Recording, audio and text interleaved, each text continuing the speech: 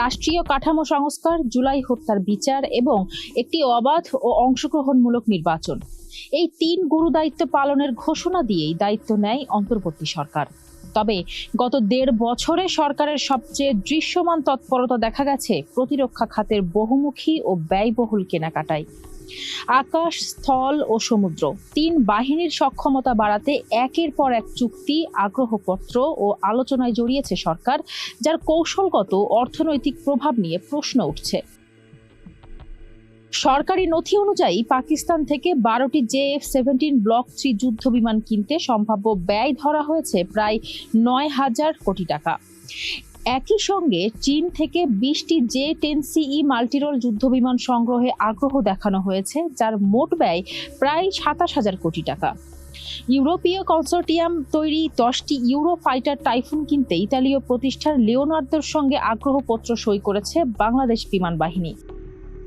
আকাশ সক্ষমতার পাশাপাশি হেলিকপ্টার ও ড্রোনেও নজর দিয়েছে সরকার। তুরস্কের তৈরি 6টি T-129 অ্যাটাক হেলিকপ্টার কেনার পরিকল্পনা রয়েছে। যুক্তরাষ্ট্র থেকে 4টি ব্ল্যাক হক মাল্টিরোল হেলিকপ্টার ও একাধিক বিমান কেনার আলোচনা রয়েছে। সর্বশেষ চীনের রাষ্ট্রীয় প্রতিষ্ঠান CETCর সঙ্গে ৬০৮ কোটি টাকার চুক্তি হয়েছে দেশে সামরিক ড্রোন নির্মাণ ও প্রযুক্তি হস্তান্তরের জন্য। সমুদ্র প্রতিরক্ষাতেও বড় উদ্যোগ নিয়েছে সরকার। ৬৫০ কোটি টাকা ব্যয়ে নৌবাহিনীর যুদ্ধজাহাজ বানৌজা খালিদ বিন ওয়ালিদের আপগ্রেডেশন করা হচ্ছে তুরস্কের মাধ্যমে। পাশাপাশি দক্ষিণ কোরিয়া থেকে সাবমেরিন সংগ্রহ নিয়েও আলোচনা চলছে বলে কূটনৈতিক সূত্র নিশ্চিত করেছে।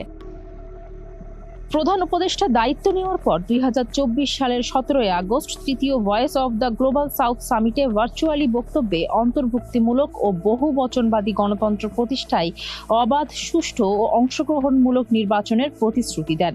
একই সঙ্গে নির্বাচন, বিচার, স্থানীয় সরকার, গণমাধ্যম, অর্থনীতি ও শিক্ষা খাত সংস্কারকে অন্তর্বর্তী সরকারের প্রধান দায়িত্ব হিসেবে তুলে ধরেন। তবে অর্থনৈতিকভাবে বহুমুখী চাপে থাকা অবস্থায়ও সরকার যুক্তরাষ্ট্র থেকে বোয়িং কেনা, সরকারি কর্মচারীদের বেতন বৃদ্ধি এবং চট্টগ্রাম বন্দরের একাধিক টার্মিনাল দীর্ঘমেয়াদী লিজ দেওয়ার মতো ব্যয়বহুল ও কৌশলগত সিদ্ধান্ত নিয়েছে, যার কিছু নিয়ে তাড়াহুড়োর অভিযোগও উঠেছে। এসব উদ্যোগ ফোর্সেস গোল 2030-র সঙ্গে সামঞ্জস্যপূর্ণ হলেও অর্থনীতির বর্তমান চাপের মধ্যে বড় অঙ্কের সামরিক ব্যয় নিয়ে প্রশ্ন তুলছেন বিশ্লেষকরা। তাদের মতে প্রযুক্তি হস্তান্তর, দীর্ঘমেয়াদী রক্ষণাবেক্ষণ ব্যয় ও কৌশলগত ভারসাম্য সবকিছুই গভীরভাবে বিবেচনার দাবি রাখে।